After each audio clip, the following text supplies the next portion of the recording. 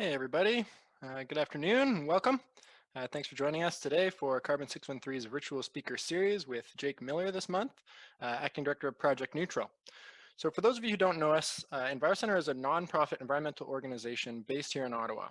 Our core mission supports sustainable lifestyles, which means that we encourage people to take action on climate in their own lives, in their homes, their workplaces and businesses, their communities, and right here in our city.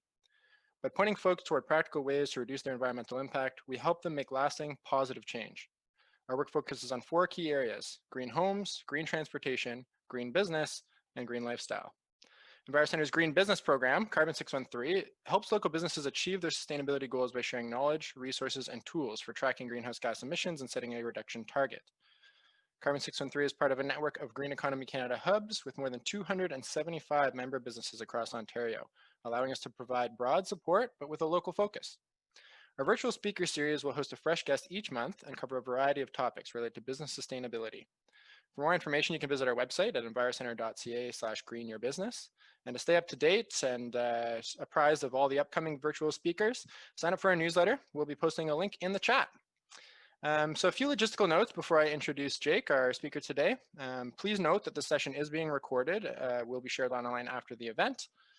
Please keep yourself muted during the presentation so that people are able to hear Jake speak. But if we ask for questions or reach out to you, then obviously feel free to unmute and participate.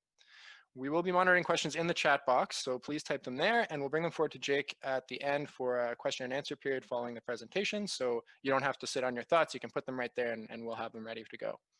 Now, without further ado, I'll introduce our speaker today. Jake sees opportunity in using technology to help serve the common good. His work as a product manager on BikeSpace, a digital platform to engage citizens in improving urban cycling infrastructure, allows him to convene individuals and stakeholders from different backgrounds, ranging from volunteers to city representatives. They work together toward a common goal. Jake's background as a personal service worker gives him a desire to ameliorate the many physical and social barriers in our society. He manages innovative technical products that reach beyond our digital realm to make a positive impact on the world. Jake holds a Master's of Information and Critical Information Policy from the Faculty of Information at the University of Toronto. Once again, welcome to everyone in our audience. Thanks for joining us. And Jake, I'll turn over the digital floor to you. Thanks so much, Evan. It's a real pleasure to be here today and be chatting with all of you. Share my screen because I've got a presentation for us all.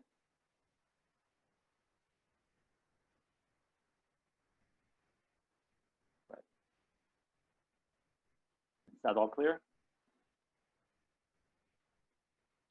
All clear now. Perfect, thank you. So hi, I'm Jake Miller from Project Neutral. We built the household carbon footprint calculator to help people measure their greenhouse gas emissions and to support them to take action towards a low carbon lifestyle. I just want to give you a quick overview of what we'll cover in this session. First thing, I'll give you a quick pitch-like intro to Project Neutral, our mission, and why measuring household carbon footprints is so important. Then we'll be giving you a demonstration of the platform to see how it works. After that, I'll explain why I think businesses should care about their employees' carbon footprints and the unique value workplaces have in driving change. And finally, we'll have some time for questions and hopefully a bit of a dialogue together. One note I'd like to make before we start. I'm on a little vacation right now, so you're getting the cottage edition of this talk. So even though I've notified everyone around me about this, you might hear kids pounding around or even a bit of shouting. I hope you can tune that out. All right, so on to a little bit of a pitch-like intro.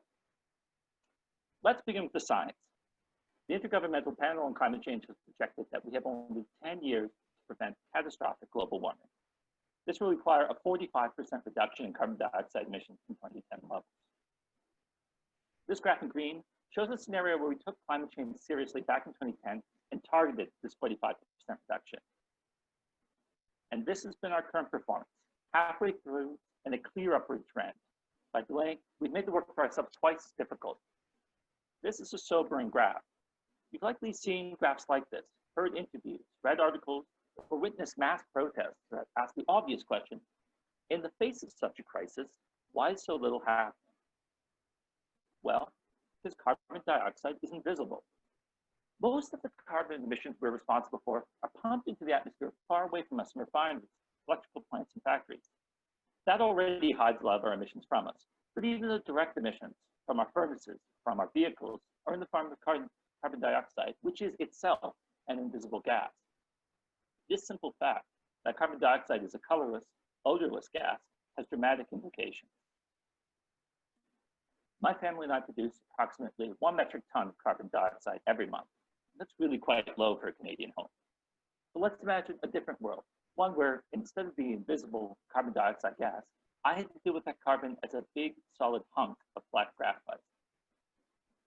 Well, that graphite would be a 600-pound block every single month. That's 20 pounds a day. Imagine if you had a 20-pound block of graphite sitting on your lap right now. Imagine you had to haul that block over to the curb or toss it down the garbage chute every single day. Or better yet, imagine if an equivalent weight of dark, sooty graphite dust trickled out of every light switch that was turned on, poured out of every furnace like a smokestack, pumped out of every vehicle on the street, covered every single item at the grocery store, was dumped upon us in huge black clouds from airplanes. Now, if we lived in a world like that, how long do you think it would take us to cut our emissions? If carbon dioxide was visible, we would have never gotten to this point. And that's why, for the past 10 years, Project Neutral has been on a mission to make this carbon visible. We started small with neighbors sitting down in their backyards to share their utility bills. What we soon realized is that people were getting stuck on the first step, getting an accurate measurement of their carbon emissions. That's why we created our carbon footprint calculator. Designed specifically for households, our tool is quick and easy to use. We hide all the complex modeling so that anyone can use it, and we carefully designed it to help people take action. You could be seeing a demonstration in a moment, but here's a brief overview. We ask you easy to answer questions. Using your answers, we calculate your household's carbon footprint. Then we give you those results and let you see how you compare to similar households. We also give you results broken down into major lifestyle categories so you know where to start your journey. And we give you actions that can make a real difference, not feel-good measures, but actions that can easily cut your footprint in half. And it turns out our tool answers a real need for accessible climate education. In classrooms and boardrooms, community meetings, at kitchen tables, people are using our calculator together. Facilitators love Project Neutral, and that unlocks an incredible growth strategy for us. By building partnerships and programs, we can become a small charity with a huge reach. And that's why we're developing things like school programs, employee engagement campaigns, and community challenges, so that large groups of people can discover all this hidden carbon together. And we're already seeing some impressive uptake. There are nearly 5,000 Project Neutral households, and together we've measured 90,000 tons of carbon dioxide. Put another way, that's a block of graphite 22 meters high. That's a whole lot of carbon Canadians can see for the first time. It's a lot, but there's a lot more hiding. And I know this because 45% of our national emissions come from households. Most people I tell this to are shocked by that statistic. It's so tempting to say, I'll take action once corporations do, once the government does, once the oil sands are shut down. But our individual choices drive nearly half of our emissions. And if we start making new choices, the impact will be huge. So let's take a moment and hop on the Project Neutral platform. I'm going to switch over there now, and we're going to do a quick demonstration. And Evan has volunteered himself as a willing participant. All right. All right, can everyone see the screen okay? Excellent. Okay, so we're going to have the first name be Fake Evan. Fake Evan Fake. And your email, because I encourage anyone who wants to follow along with us.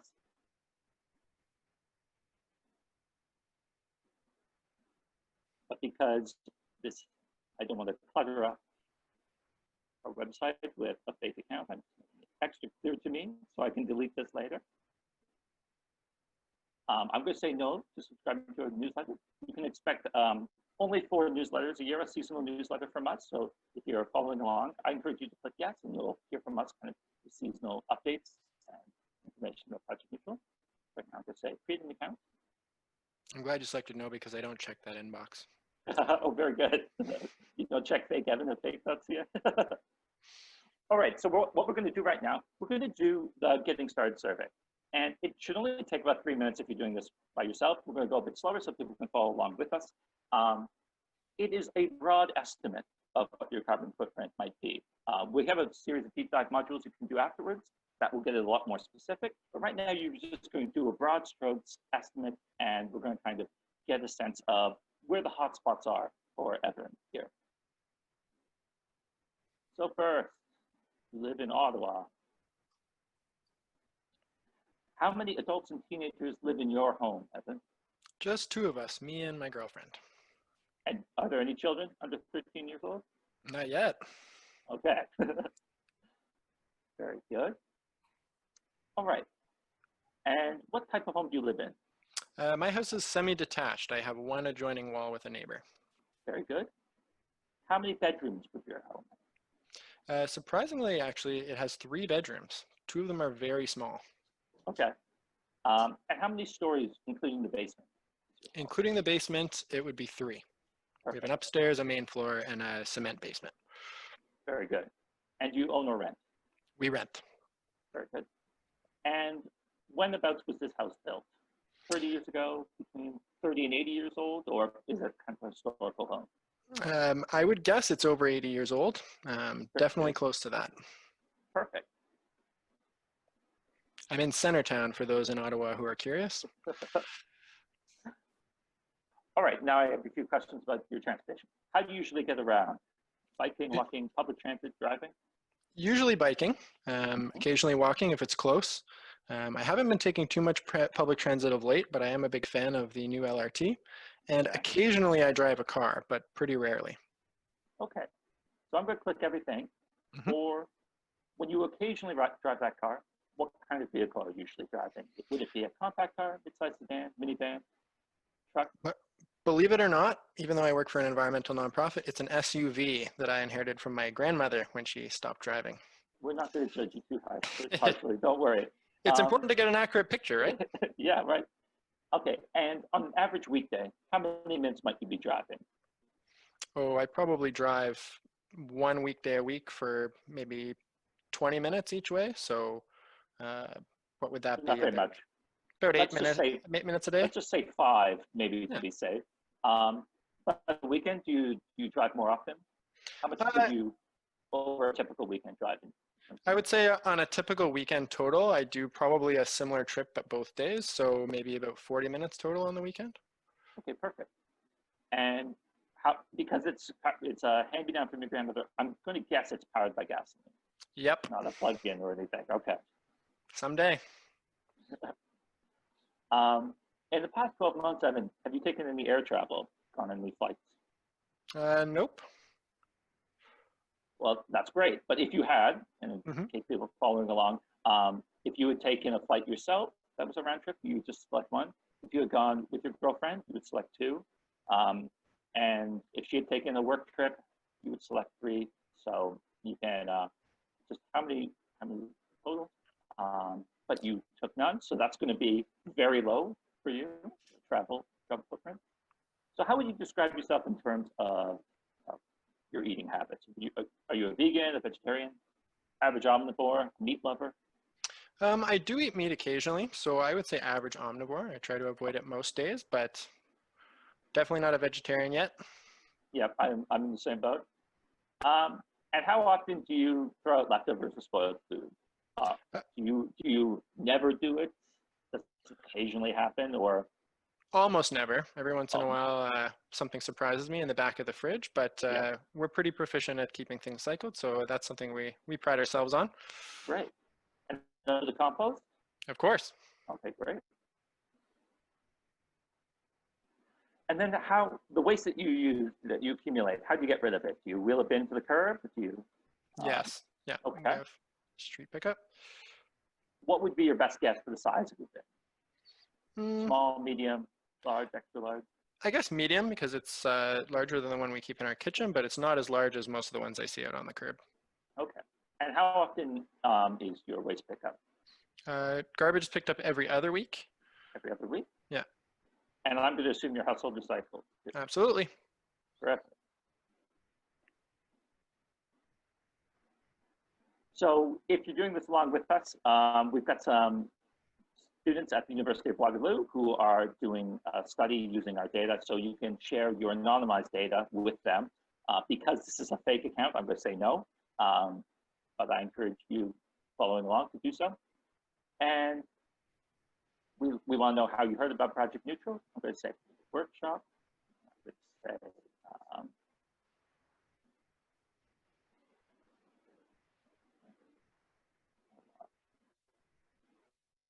let me know what you think of the virtual. We're going to click calculate my results, and we're going to see how Evan's doing.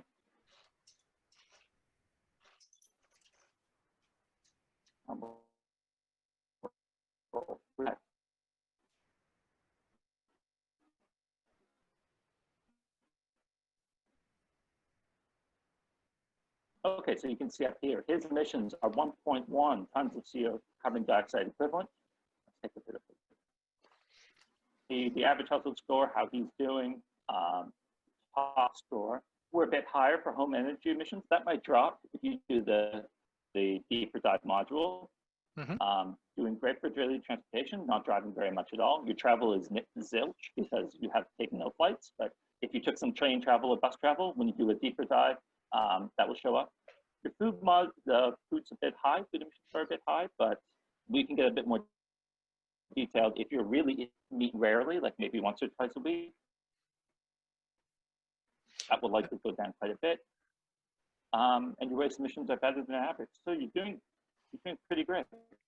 Thanks, Jake. I will say you're getting a little bit choppy. I don't know if it's because you're sharing your screen. It might be worth shutting off your video just for a moment to see if that catches things up.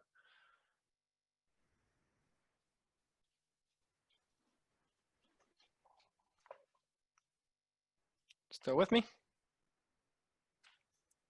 Sure.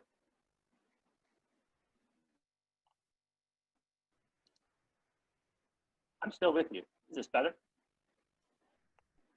Yeah, it seems to be. It might be a little bit behind, but I think it's caught up now that your camera's turned off. Okay. Perfect. Thanks. I'm slowing down a little. So this is the measurement part for Evan into your action journal. And this has a bunch of suggested actions for people to take.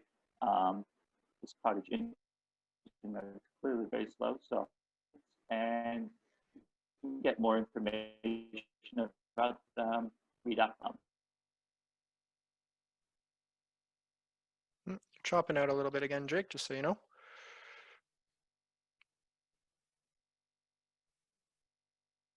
Well, you see you're still in the Zoom, so I don't think you got totally disconnected, but it looks like we lost your screen. I definitely got disconnected for a moment. Okay, here we Perfect. are again. Apologies for this. So there's these action cards that you can take. You can say take this action, and then it's a work in progress. And then when you did it, but what I'm interested in doing with you today, Evan, is we're going to join a group. And we have a group code for the entire center. One. Group. And let's see that group dashboard.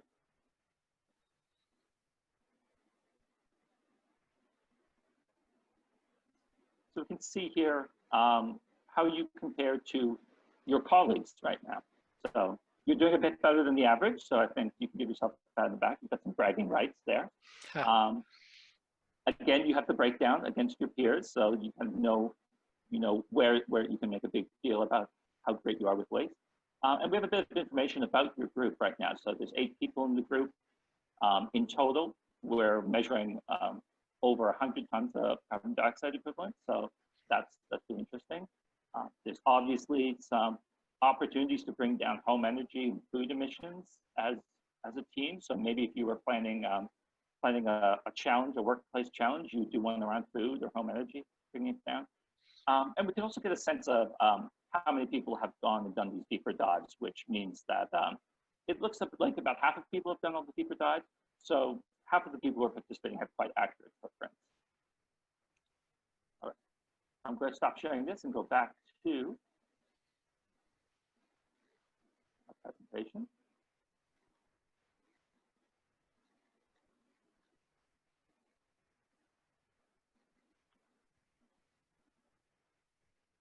All right, so we've taken a little time. We've looked through the Project Neutral calculator. And now I want to talk a bit about how this fits in with workplaces and businesses. So you've seen our calculator in action. I hope you did, at least. It was a bit maybe slow at moments. But I hope you can see some of the potential that using our calculator in a group context would allow. So right now, I'd like to address the question why, in a conversation with diversity of businesses, I'm discussing household carbon footprints. Why should workplaces care about their employees' households? Why should they target their impact beyond the traditional bounds of their responsibility and look beyond the office walls? So I have 3 answers to that. First, because COVID has reorganized our workforce and the changes are permanent. The practice of working from home was already beginning, but an experiment for early adopters into a common practice. Like really enlightened businesses are already subsidizing home office improvements for their employees. I would argue that the boundary between work and home has dissolved, and great employees are looking to have this back recognized. So supporting low carbon homes is going to be the frontier for corporate sustainability. Second, because sustainability is a set of behaviors that apply to all spaces and the workplace.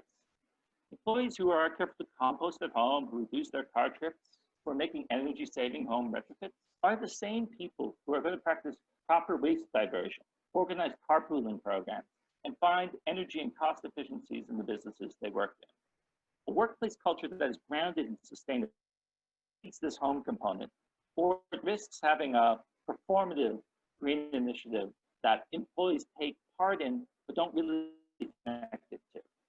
And third, because it shows leadership and demonstrates unequivocally that this is a green business. Over the next few years, feel-good environmental campaigns will fall under greater scrutiny. Workplaces that claim to be green while making their staff responsible for climate externality question. I realize that I'm preaching to the converted right now, but it is important for businesses represented to step up now and say, as a business, we have this broad influence. In fact, we represent a small community of households, and we're going to move towards a low carbon future together. I just want to jump in real quick, Jake, and say you are a little bit choppy again. Keep going. If anyone missed anything that Jake says and needs any clarification, feel free to type that in the chat and we can ask him at the end, just letting people know that that's an option. Thanks, Jake. Absolutely. Yes. Thank you. So, and businesses like yours are a particularly important venue for this transition.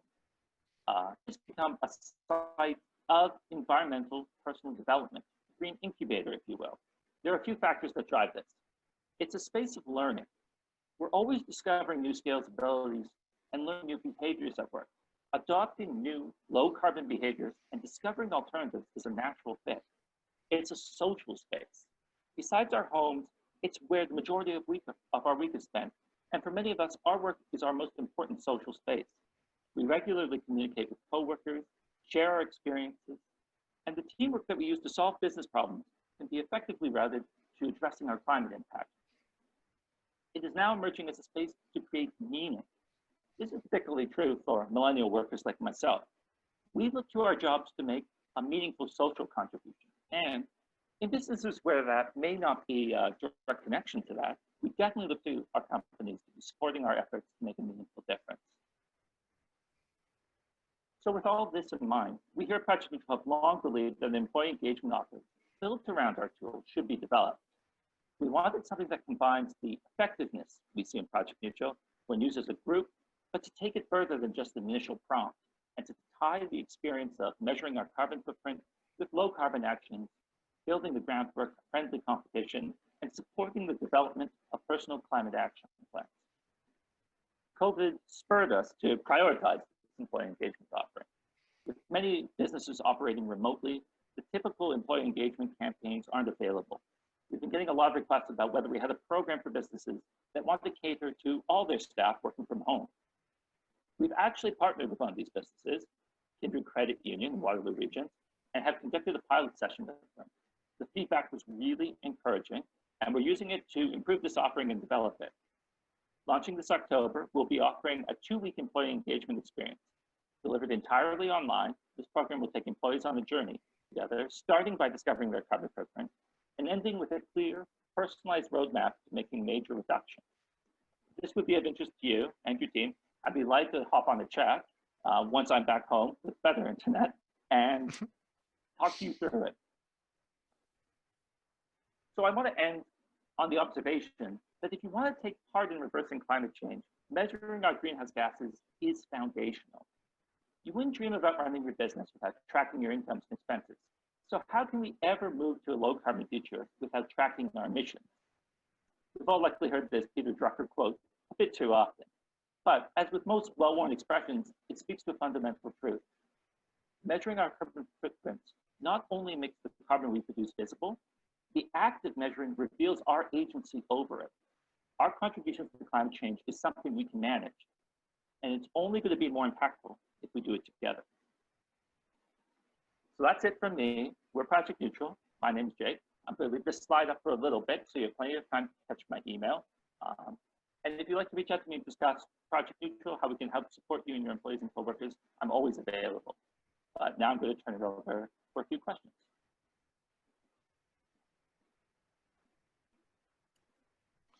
So I know Mandy's online. She may be collecting some questions from the chat and any other sources. I had a quick question for you, Jake, that just sort of came up for me. You mentioned sort of a deeper dive into some of those areas. Obviously, the quick assessment we did was very broad strokes, but I mean, the benefit was it only took a few minutes. That was fantastic. We, through Carbon 613, help members who are able to report on sort of utility data and that kind of thing to get a very sort of detailed picture of carbon emissions from their operations. And obviously this is somewhere in the middle when we get into more detail. What kind of information does the deeper dive ask for to get sort of a more granular look? So with businesses, you're in a better position to get those detailed figures because you're likely tracking your utility bills. You're keeping them in a better state than most homeowners might be. So while we do ask homeowners if they have utility bills available, they can put in those numbers and get a super accurate result.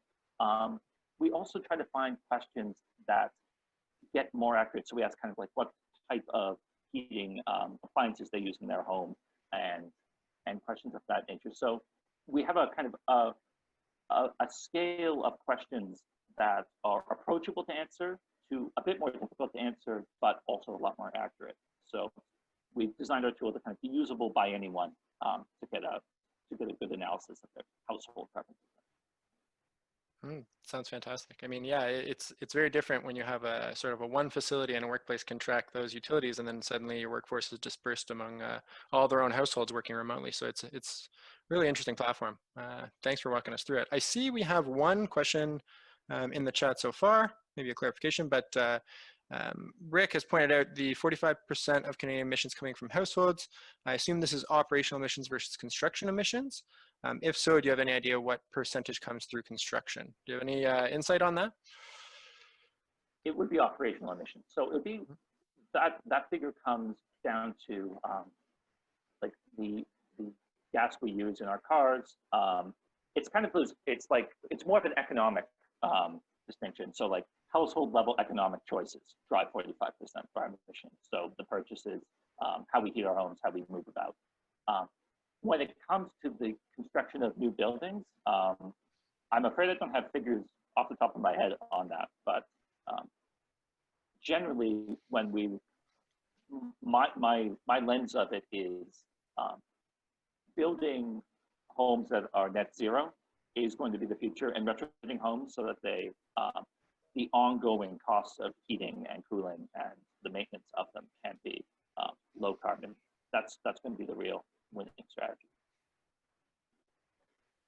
That's great.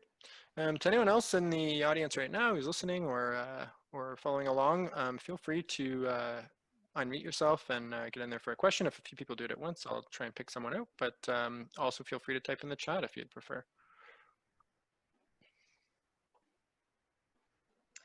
Hi, this is Sharon from Enviro Center. I just had a quick question. Jake, you mentioned at the beginning of your talk that your household carbon footprint is about I think you said 1 ton per year, which is kind Per of month. awesome. So what's that?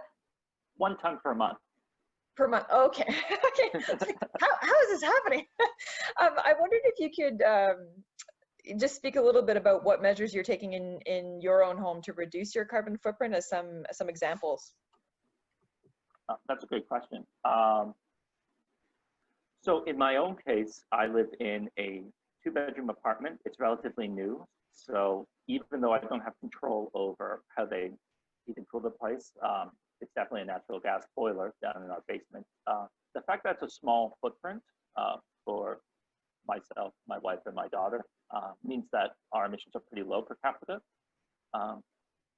I'm pretty lucky in the sense that I'm living in Toronto, and for the most part, not now, but for the most part, I've been able to do most of my travel on on public transit.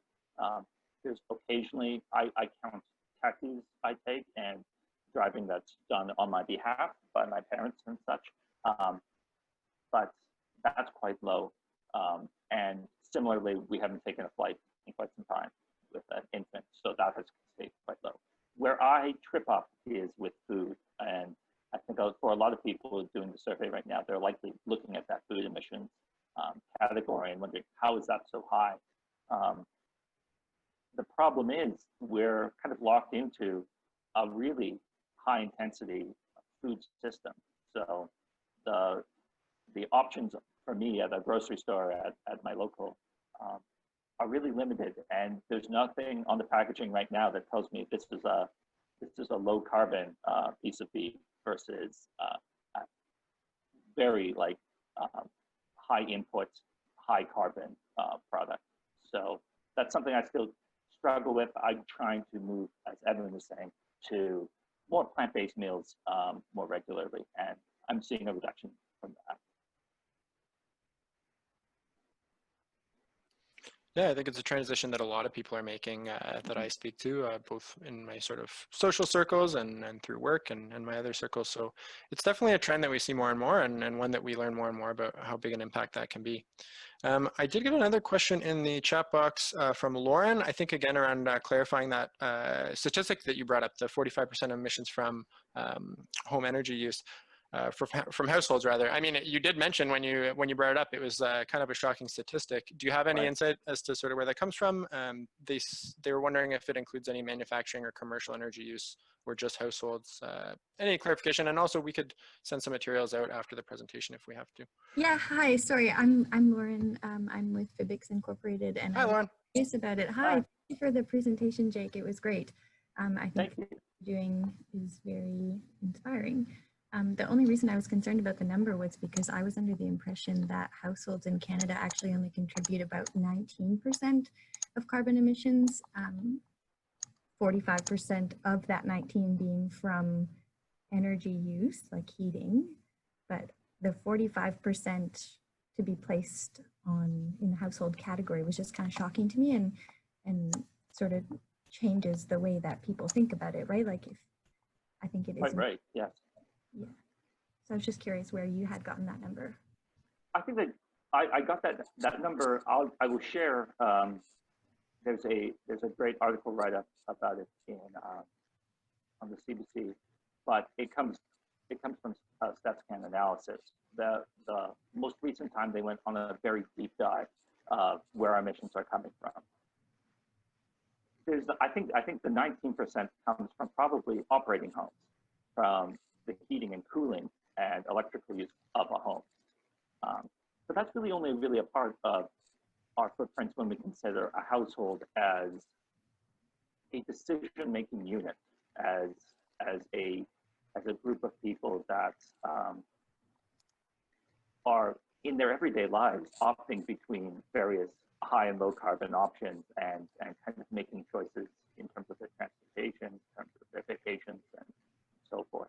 So the 45% number better captures those factors, and that's one that we are trying to target with Project Neutral.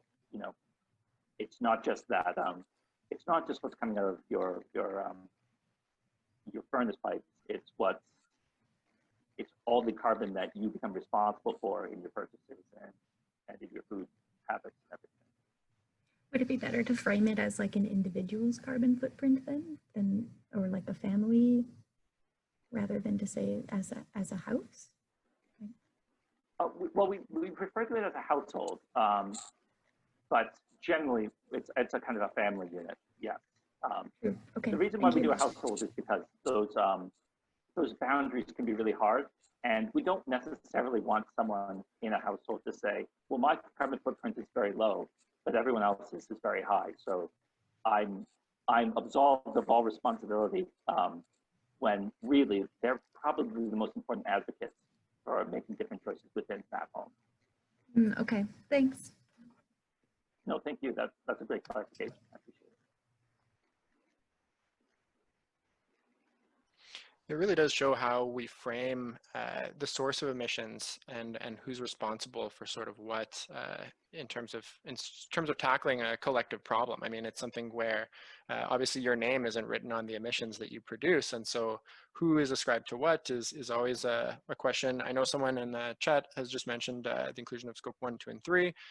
Most people who are familiar with carbon 613 will understand how they sort of divide the scopes up, but it does end up being a little tricky. But I think there is a powerful message when you're talking about households having that decision-making power over such a huge portion of emissions. Exactly that, yes.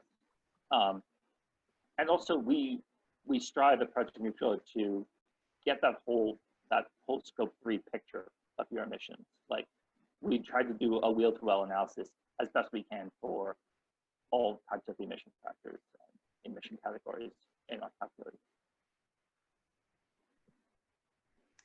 Hi, this is Sharon again from Enviro Center. I just wanted to, I was trying to find from a question in the chat an amount for the embodied carbon of the average house, and the reason that I was trying to find it, it's not only because of that question, but when I was looking through information recently, I was actually quite surprised, and I don't know why I was surprised because it should be obvious, but the amount of carbon associated with the construction of a home, and the information I was just able to find from my search just now was somewhere between 80 and 100 tons associated with, I mean, the average home. That's a really big range, so I'll look for better information, but of course that is spread across the lifetime of the home, but I found that really interesting. What a serious contribution to our total emissions that is, if we take into account the embodied carbon in our buildings and our homes. That was just a little comment. I love that you bring up embodied carbon. It's becoming a very interesting topic about carbon footprints. When you buy a home, should you be considering the amount of carbon embodied within its building materials, amortized over a certain amount of time? I think it reveals that your carbon footprint is something that's very much evolving. It's a measurement that is being refined a lot and is being adapted to more and more nuanced levels of analysis. Clearly, with Project Neutral, we're trying to get that we're trying to be that first step. So we're trying to get a good approximation of everyone's carbon footprint and make it available to as many people as possible. But you can expect to find the definition and the inclusion of various aspects of carbon to expand over the next decade, I'm sure.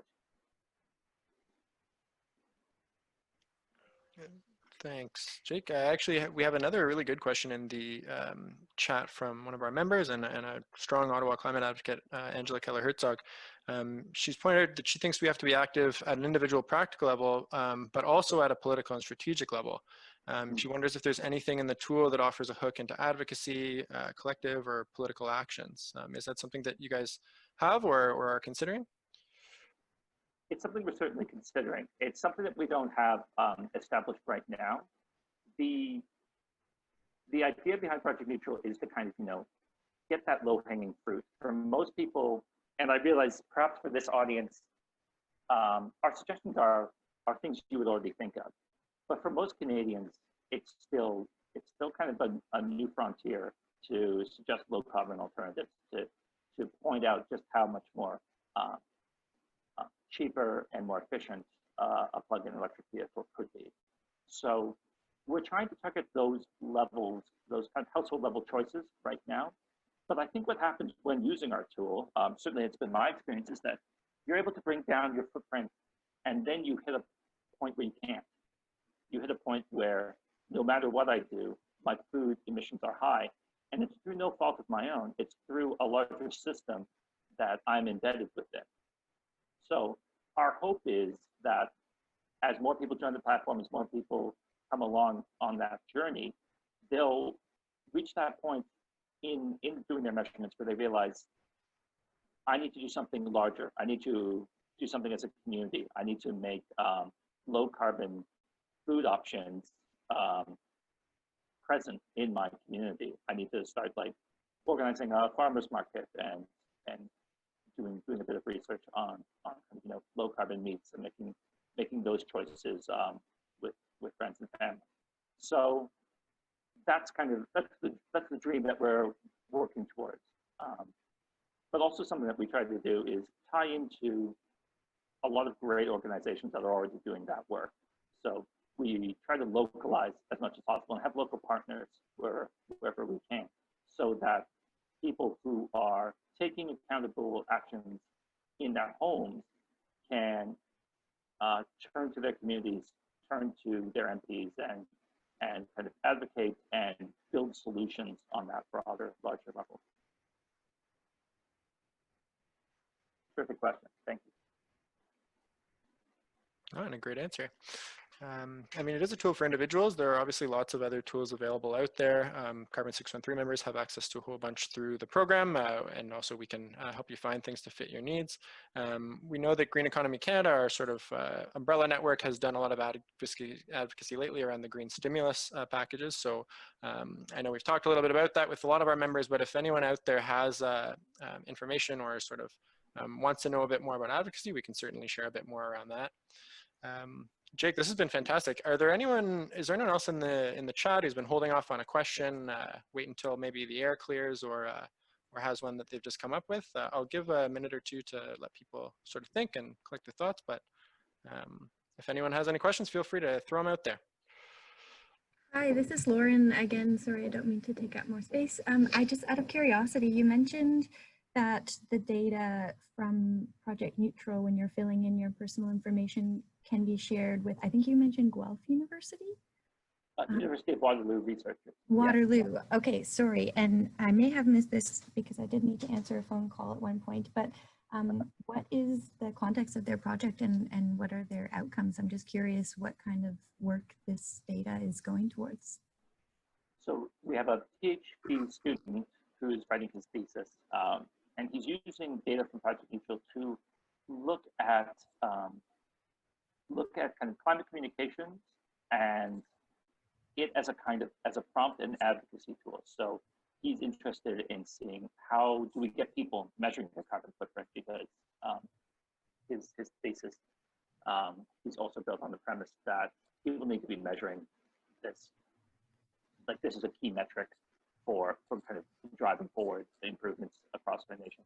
So he's looking at the most effective channels in terms of getting people measuring this, given that it perhaps isn't the most fun quiz to do online. You know, it's not find out your Harry Potter character. It's often a quiz that people are a bit hesitant to take. They're a bit nervous to know that number. So he's interested in ways of framing that, and also kind of observations of like what carbon footprints look like and kind of localizing them. Great, thank you. My pleasure. Did you start the project in, like, did he find you or did you find him? We were connected by a friend of our board. Oh, so that's great.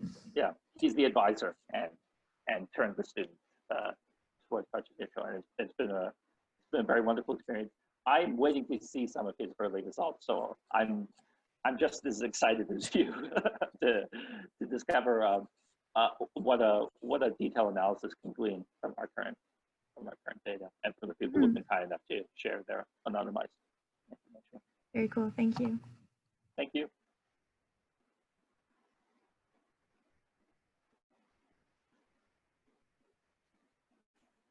Anyone else with any questions out there? We will end the session a little early if not, but obviously we've got some time left, so feel free. Don't worry about taking up space. Thank you so much for the great questions, Lauren. It's great to hear from you.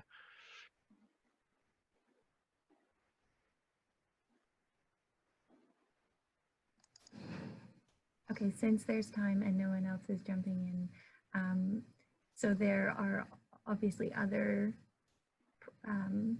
tools like this that people can use to calculate their carbon footprints, and I'm wondering kind of like what you think your tool offers that others may not, or if it's like framed in a way that you think is really unique, and how you compare. Question. Yeah. I think the first thing that kind of makes Project Neutral unique is that we've really focused on the Ontario audience right now. We use Ontario-specific emission factors, so we're drawing upon our clean electrical grid. A lot of the carbon calculators out there that's kind of pitched to an individual or household level user, it's done for an American audience. It's done for using EU emissions. It's very hard to find things specific to Canada. And when you do, it's also really hard to find things that are approachable and easy to use. We've put a lot of effort into making our tools something that, you know, anyone can pick up and find their carbon footprint with very quickly and without too much hardship. We have the questions that real keeners can fill out to get really accurate results, but it's that kind of improved user experience that we've been targeting. Mm-hmm. And the final thing that I think is a kind of differentiator with Project Neutral is that we have this focus on using groups. That does not be something you do on a Wednesday evening by yourself and think, huh, that's an interesting number. It's more that we're trying to do it in groups of people where this number can become a common prompt, a kind of common moment of reckoning where we together can take personal accountability for our carbon footprints, for the choices that we're making, and where we can have opportunities for social kind of, you know, reinforcement and have trusted peers who are going to carry us towards the low carbon future that we all need to start taking part in as soon as possible. So those are the differentiators, I would say. That's great. I love that you're really trying to cater it to the Canadian and even Ontario audience and make it a better user experience, because I think you're right that a lot of other tools are lacking that. Okay, thank you so much. My pleasure, yes. Yes, a lot of tools ask you how many miles you flew in a plane. And that's even forgetting for a moment that we measure in kilometers, that's a very hard question to answer. So we try to make it more approachable for people. That's great. Great answer and really fantastic questions. Thank you, Lauren, for jumping in. If anyone else has any, please don't be shy. Feel free to jump on in. It's really interesting about the Ontario focus. I mean, that's definitely something that a lot of businesses that we speak with are surprised to learn, is how low the emission factor for electricity is compared to something like, say, natural gas or vehicle fuel. And obviously that comes from having a lot of nuclear power and renewables in Ontario's electricity grid, phasing out coal. But that hasn't been done in other places. So that's a really good point. A lot of the information out there obviously is still very valuable, but the emissions factors do vary by geography and location. So it's really great to have a tool that focuses on what's going on here. If I can, just because it's a unique opportunity to be gathered with such environmentally focused businesses, and I'm really delighted to be here chatting with people like this. Can I see the question to the group and ask, how does the lens of employee households land with you? Like, is this something that you folks feel is going to be of growing interest to kind of like start addressing? Has COVID changed that at all? Has there been an awareness of the workplace as a kind of, as that site, as that green incubator? Like, because we've got some premises based on conversations I've had, but I'm wondering how that last half of the presentation landed with the people gathered here.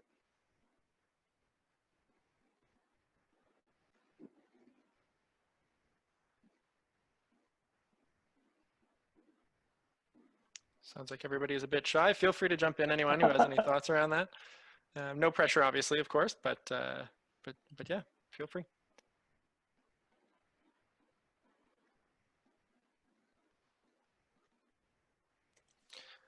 I can say for EnviroCenter that really does seem real. I mean, I think we're not the only organization out there probably reconsidering what our office means and what its function is as a workplace. I mean, obviously, it seemed obvious that it was the place where we go and work. And now that most of us are going to either another room of the house or just closing a door on the rest of the family to get some work done at home, it has sort of transcended that boundary. That's certainly the way that I feel about it.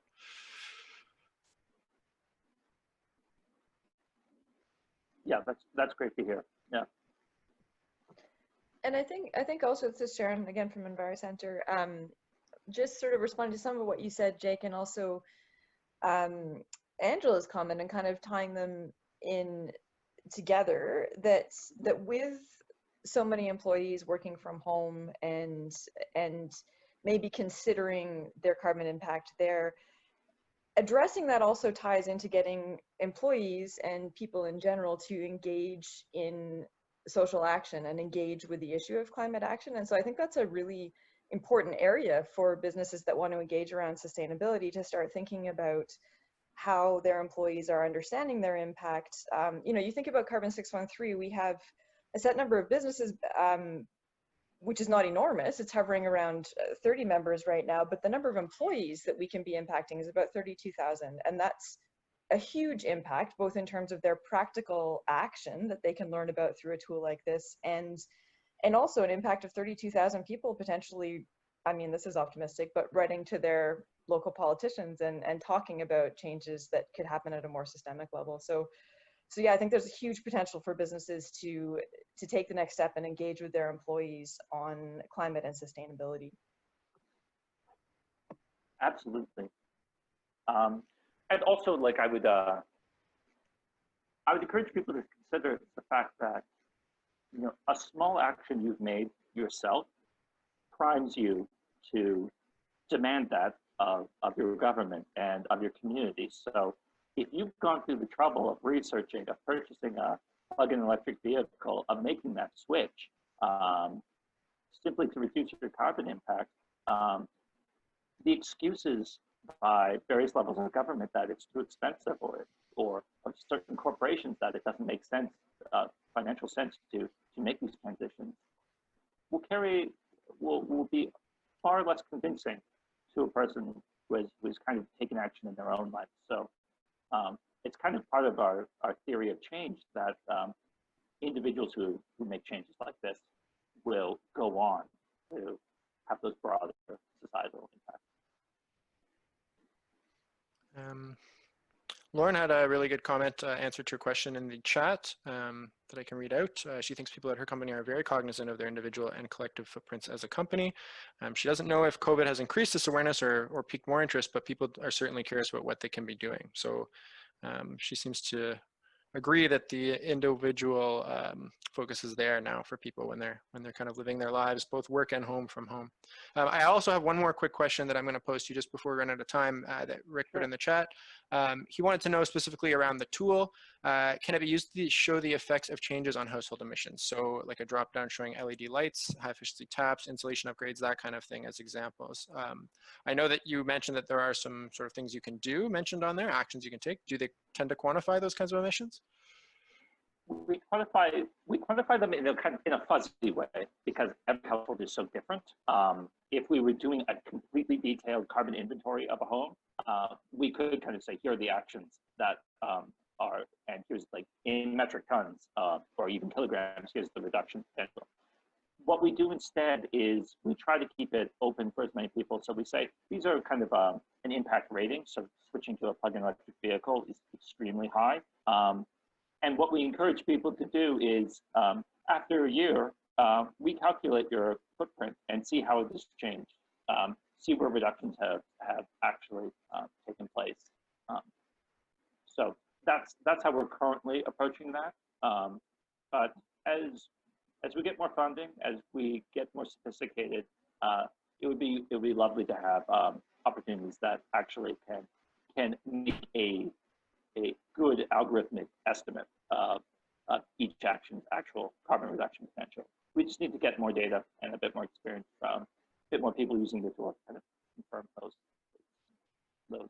projections. That's a great question from Rick. Thank you. Yeah, great answer. Thank you very much. So we're at 3 o'clock, so I'll quickly just let everyone go, but I just wanted to thank you very much again, Jake, for joining us today and sharing all those insights and the Project Neutral tool. It's really exciting. I'm going to jump on there and go through some of those deeper dives shortly. Thanks as well to all of our attendees who took the time to join us today and learn some things that you can bring back to your own workplaces to keep pushing the envelope on business sustainability in Ottawa and, of course, across Canada. Don't forget to sign up for the Carbon 613 newsletter. The link is in the chat. We may post it again just to make it easy to find. It's definitely the best way to stay informed about more great upcoming speakers like Jake and other Carbon 613 events, mainly digital now, but of course in the future we'll go back to meeting in person, even if we're not shaking hands, I hope. And yeah, so there's a link in the chat right now, I see. Thanks again. Have a great afternoon, everyone, and feel free to follow up with me if you have any more questions, and I can provide Jake's contact info. Thanks very much. Thanks so much, everyone. This was lovely.